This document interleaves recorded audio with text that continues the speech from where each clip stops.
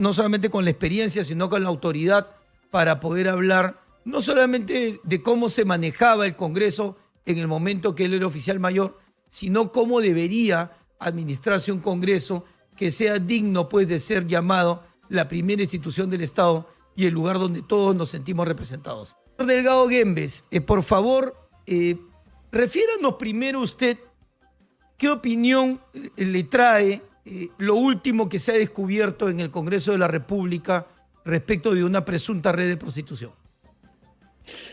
Jorge, mira, en realidad en el Congreso, como en prácticamente cualquier institución, asociación, sociedad, etcétera, existen siempre posibilidades de que se cometan actos reñidos con la moral, pero los actos que estamos conociendo como una posible red de proxenetismo o de prostitución en el Congreso, que hasta ahora no tenemos suficiente evidencia, sino solamente sospechas, en realidad es algo insólito. O sea, no se conoce de este tipo de mecanismos que son delictivos y que además no solamente lesionan bienes protegidos por nuestro Código Penal, sino dañan sobre todo dos cosas. Uno, los ideales políticos que tiene el Perú, y dos, la ética que nuestra sociedad espera que exista dentro de nuestras reglas de convivencia. A partir de estas experiencias estamos constatando que hay niveles indignantes en la relación que tienen los representantes con los aspectos de nuestro bienestar público. El daño es inmenso porque es un daño contra la comunidad, contra nuestra relación política entre nosotros mismos y la relación de nuestra comunidad con el Estado.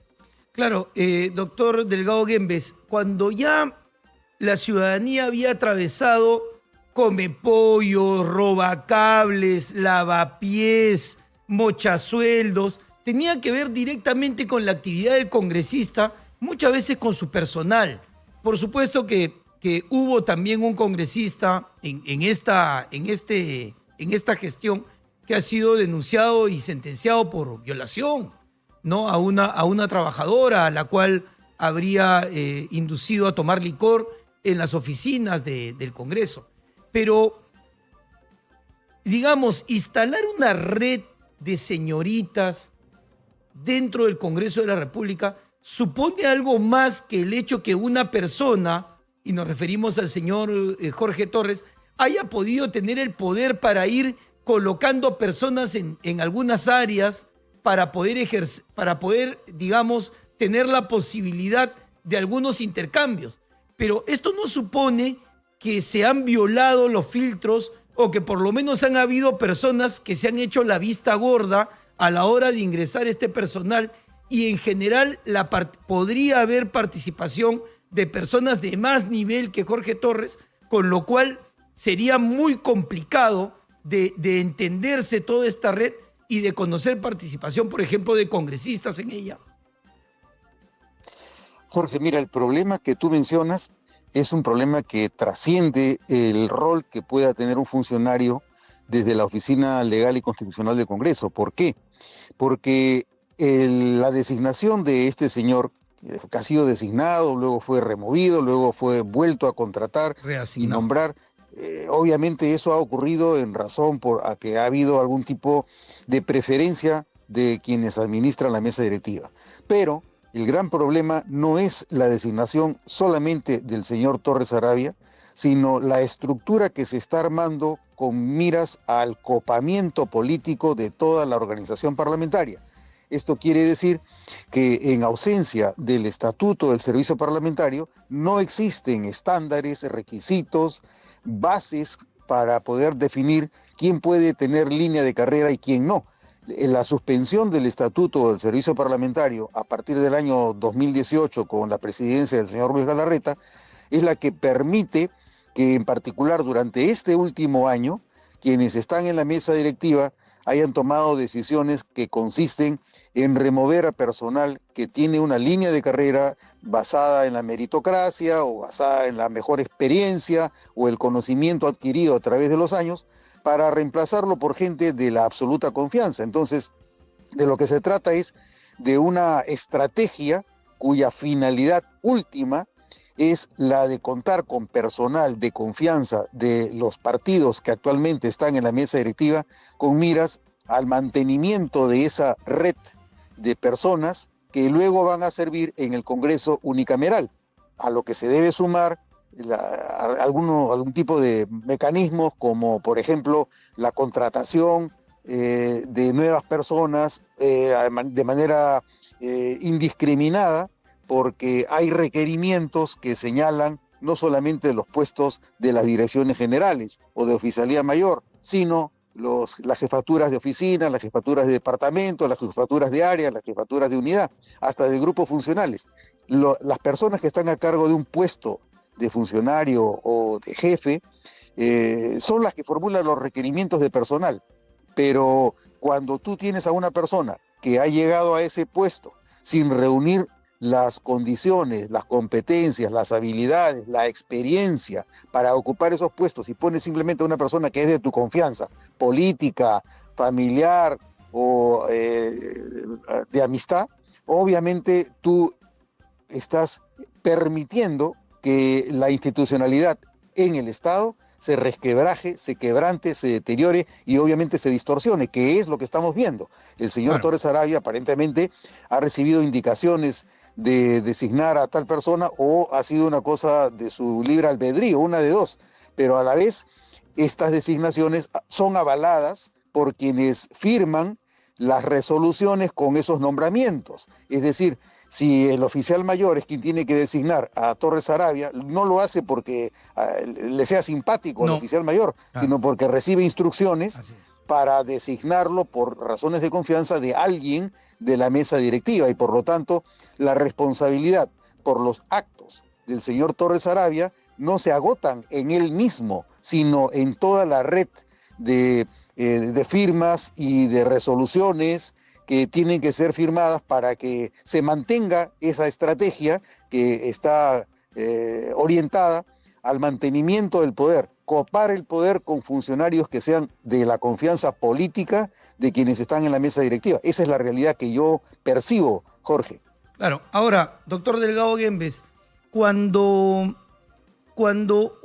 un área del Congreso sabe que requiere determinado personal con cierto expertise, por supuesto, en las áreas económicas necesitan contadores, economistas, las áreas legales necesitan abogados, y en general el Congreso contrata toda una serie de profesionales, también hay ingenieros, hay técnicos, hay electricistas. Entonces, cuando un área decide cómo hacer, en base a su experiencia, para que esa revisión de currículums no pase por las páginas de OnlyFans, sino pase por una revisión verdadera de un currículum contrastado con SUNEDU en el caso de profesionales, contrastado con las instituciones técnicas de las que vienen cuando se contrata un técnico.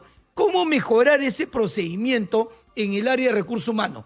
Acá quien debería dar una explicación es el jefe de recursos humanos, que mi pregunta también sería, ¿es del servicio parlamentario? ¿Es una persona también nombrada a dedo? Así es, sí.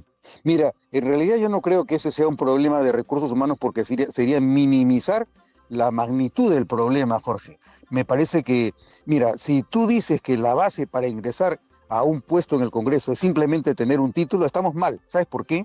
Porque lo que tú necesitas en el Congreso es personal con experiencia, y la experiencia no se compra ni se cambia por chapitas de Coca-Cola, ni la puedes obtener porque tienes un título universitario. De nada te sirve ser doctor en Derecho, en Ciencia Política, claro, si no en has trabajado Economía, nunca, en lo que quieras, claro, si no tienes experiencia en el Congreso. Correcto. Entonces, se necesita que haya una línea de carrera para poder acceder a los puestos de los más altos funcionarios. El Departamento de Recursos Humanos cumple con su papel, pero ¿qué ganas con el cumplimiento de ese papel cuando el requisito central que está inscrito dentro del estatuto del servicio parlamentario no se cumple? Por ejemplo, tú no puedes ser oficial mayor con menos de 15 años en algunos puestos de dirección, de conducción, con personal a tu cargo, con acceso a los procesos parlamentarios. No puedes, pues, no puedes. Claro. No puedes ser jefe de departamento si es que no tienes por lo menos 8 o 10 años con cargo de jefatura. No, y eso es lo que no está pasando, porque traen gente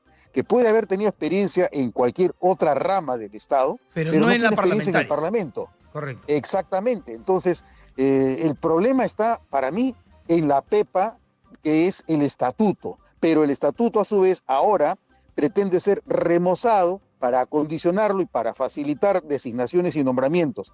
El estatuto que se aprobó en diciembre del año 2015, luego de más o menos 25 años, me parece, 25 o 30 años de espera, que mandaba el propio reglamento del Congreso que se aprobara, el año 2015 recién se aprueba. Y luego, 3 años después, la misma persona que promovió la aprobación del estatuto, el señor Luis Galarreta, como vicepresidente en la mesa del señor Iberico, ahora es la que resultó consiguiendo la suspensión del estatuto del servicio parlamentario. Y ahora que tienen el poder en sus manos, obviamente lo que pretenderán será modificar el estatuto para seguir haciendo lo que están haciendo, porque tú puedes bajar la valla, bajar los estándares y decir que no es necesario tal o cual requisito. Esos principios fueron consignados por quienes participaron en la elaboración de ese estatuto, que eran los funcionarios de entonces. En esa época el oficial mayor era Javier Ángeles Silman. Con él nos reunimos muchos y trabajamos ese estatuto, que sufrió algunas desmejoras por la participación justamente de quienes tenían que aprobarlo, que eran los congresistas, y ahora ni eso tenemos. Entonces, para mí la base central es el reconocimiento de la línea de carrera que consignaba el estatuto del servicio parlamentario a partir de la experiencia, del conocimiento de los procesos parlamentarios que deben tener todos quienes laboran en el Congreso dentro del servicio parlamentario. Si tú no quieres trabajar en el servicio parlamentario, muy bien, puedes trabajar como trabajador de confianza, que de muy poco pueden servir igualmente si solamente tienes experiencia en la calle, pero no tienes experiencia en el Congreso. Entonces, para mí la falla está por ahí, Jorge. Bien, doctor Delgado Guembes, entonces deberíamos, luego de esta conversación que obviamente da quizá para horas, el Congreso, su manera de contratar, el personal que está, no va a mejorar entonces si no mejora también la calidad del congresista que llega, del ciudadano que llega a ser congresista, ¿correcto? Es correcto, y eso depende de qué, Jorge. De los Depende partidos de que políticos. Los partidos políticos nos propongan candidatos capacitados. Hoy día en algún periódico se señala la cantidad de dinero que tienen los partidos políticos como consecuencia del financiamiento público.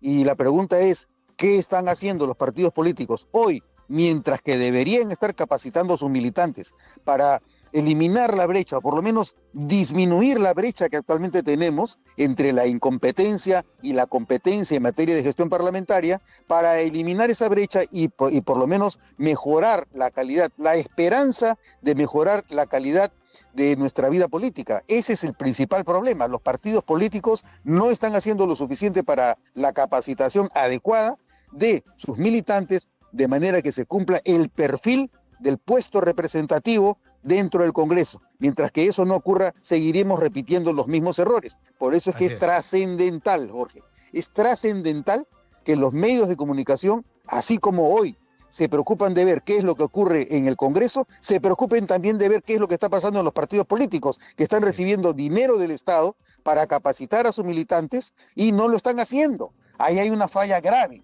porque es lo que va a significar en la vida política peruana el periodo que viene y los periodos sucesivos. O sea, tenemos que tener un poco más de conciencia y vigilancia respecto del rol de los partidos políticos, que son los intermediarios entre el Estado y la sociedad. Así es. Bien, doctor César Delgado Guembes, le agradezco mucho su presencia en el programa y le deseo un próspero año nuevo. Muchas gracias. Lo mismo para ti, Jorge. Un abrazo. Hasta luego. Bien, queridos amigos, nos acompañó el doctor César Delgado Guembes, ex oficial mayor del Congreso.